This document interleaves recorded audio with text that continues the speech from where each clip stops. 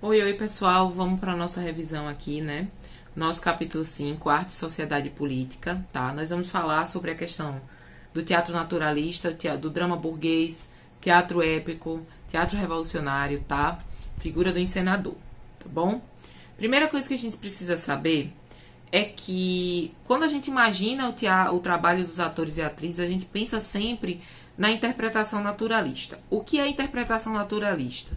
É como se fosse uma imitação do nosso mundo real. Então a gente interpreta o mundo que já existe. A gente não vai criar um mundo diferente, a gente não vai pensar num cenário vazio ou pessoas diferentes, certo? Nós vamos pensar exatamente no mundo como ele é. A representação naturalista, ela foi desenvolvida a partir do desenvolvimento do drama, certo? Era uma necessidade, quando o drama surge, a interpretação naturalista surgir, tá? E ela atua de maneira diferente, tá? A gente, na verdade, compreende melhor essa interpretação porque a gente tem mais familiaridade por ela, tá? Quando a gente assiste um filme, quando a gente vê uma série, quando a gente vê qualquer coisa que tem interpretação naturalista, a gente já sente uma familiaridade, tá bom? Nós falamos do desenvolvimento do drama burguês. O drama burguês usa muito essa questão naturalista, certo? É um teatro mais vinculado ao individualismo, né? Os atores, eles representam pessoas da burguesia, que era um grupo social em ascensão nesse período, né? Nós estávamos saindo do iluminismo, entrando no período de desenvolvimento do capitalismo, na modernidade. Então, essas pessoas, elas tinham uma forma de se ver e se identificar dentro do teatro, tá? O drama burguês foi muito importante para aquele período, porque representou uma camada social que estava em ascensão, que queria se ver no teatro, né? Que queria se apresentar. Tem fortes características, né? Individualistas, tá? É um teatro mais vinculado a questões passionais, não faz nenhuma crítica social. Então, ele é um teatro mesmo para deixar as pessoas apenas vinculadas àquela forma de arte, mas nada muito amplo, tá? O teatro drama burguês, ele foi, inclusive, referência até recentemente, no início do século XX, certo? Não que outros gêneros teatrais não existissem, mas até recentemente era muito utilizado textos do drama burguês. Na verdade, são sempre reutilizados, né? O teatro está sempre revisitando. Mas a forma como ele era abordado chegou até o início do século XX com muita força, tá? E principalmente aqui no Brasil. E aí a gente tem várias representações aqui no livro. Tem uma coisa importante. No drama burguês, como a representação ela era naturalista, as pessoas, os cenários, os figurinos, certo? Era tudo imitando a vida real. Esse era o principal objetivo deles, né?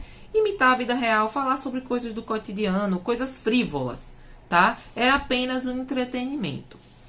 O que difere, o que acontece depois de um tempo, né, que vai diferir do drama burguês, é que há uma crise dentro do processo do capitalismo, né? E as pessoas, elas passam a querer se ver representadas e representar questões que estão socialmente emergindo, né? E aí o que acontece? O teatro épico, ele vem como um teatro coletivo, como um teatro que vai falar sobre o cenário social, né, vai representar a sociedade de uma forma mais visceral, vai abandonar essa representação naturalista, esses cenários muito arrumadinhos e bonitinhos em perspectiva, com muitos elementos, vai utilizar elementos cênicos que distanciam o público, né, emocionalmente falando, daquilo, e fazem com que ele pense, ele reflita de maneira crítica, certo? Vai apresentar uma crítica ao sistema econômico, aos indivíduos, né? Os personagens sempre são considerados seres políticos, então eles sempre têm uma perspectiva política, não partidária, uma perspectiva política, social, onde cada pessoa tem, dentro do seu grupo social, tem uma função, né? Eles auxiliaram muito nesse processo de denúncia, né, do proletariado, denúncia, exploração da mão de obra, dos grupos menos favorecidos, né, que estavam empobrecidos em contrapartida a grupos que estavam enriquecendo. Então ele fazia muito essa crítica social, tá certo? Então basicamente temos essas diferenças entre teatro épico e drama burguês, tá? O teatro épico, ele surge e ele se vê muito dentro desse processo do teatro revolucionário. A gente trouxe duas representações, foi o agitprop, né, que era um termo, a síntese da expressão agitação e propaganda, que surge lá na Rússia, né, o teatro agitprop, onde eles viajavam em várias caravanas para levar os conceitos, né, de forma didática, para levar os conceitos revolucionários para as comunidades, né? Algumas pessoas não sabiam ler, então os panfletos eles não serviam, os cartazes não serviam, né? Só a imagem ela não era totalmente útil. Então eles passam a levar o teatro como forma de ser didático, né? De ensinar, de passar os conceitos da revolução, tá? Aqui no Brasil nós tivemos o teatro operário, funcionava da seguinte forma: os operários, que em sua parte eram brasileiros ou imigrantes, grande maioria italianos, nem todos conseguiam ler os panfletos, então eles passam a utilizar o teatro operário como uma forma de se comunicar com os operários e com a comunidade, né?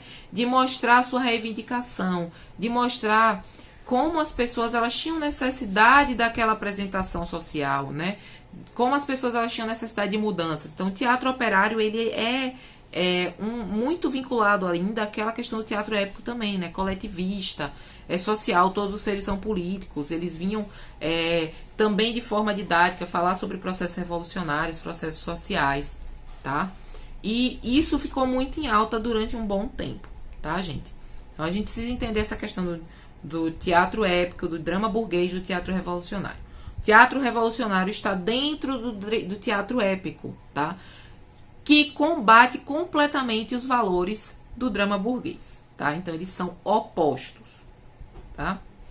E aí a gente tem a figura do encenador. Quem é o encenador? Nós chamamos, obviamente, de diretor. O drama, ele traz essa pessoa para dentro da produção teatral. Quem é o diretor? Na verdade, ele é alguém que vai coordenar, né, que vai auxiliar no processo de construção teatral da peça teatral.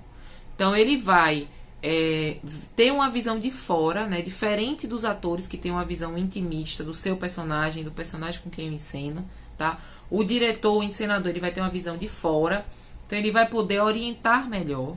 Além disso, ele vai coordenar todas as outras áreas que vão ser vinculadas para criar a peça teatral. Cenário, figurino, iluminação, sonoplastia, né? Todas essas áreas, junto com a atuação, elas são coordenadas. Só que é o seguinte, o encenador, ele não é o dono da peça de teatro, ele não é uma autoridade máxima, ele está ali para auxiliar no processo. Então, ele está como uma visão de fora, mas ele não deve impor sua vontade.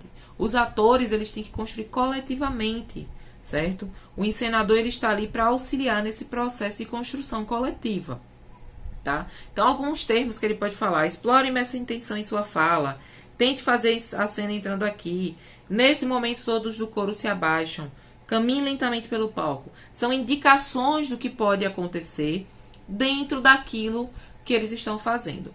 Uma coisa interessante de falar, antes da gente concluir, é que muitas vezes o diretor, o encenador, ele vai levar essas opiniões mesmo pós apresentação, mesmo depois que a peça estreia, ele pode ter informações que melhorem, porque o público experimentou e a partir de agora eu posso inferir sobre coisas que podem ser modificadas a partir desse momento, certo? Gente, nós ficamos por aqui, a gente se encontra na próxima semana, tá bom? E qualquer dúvida pode me procurar, tá bom? Tchau, tchau.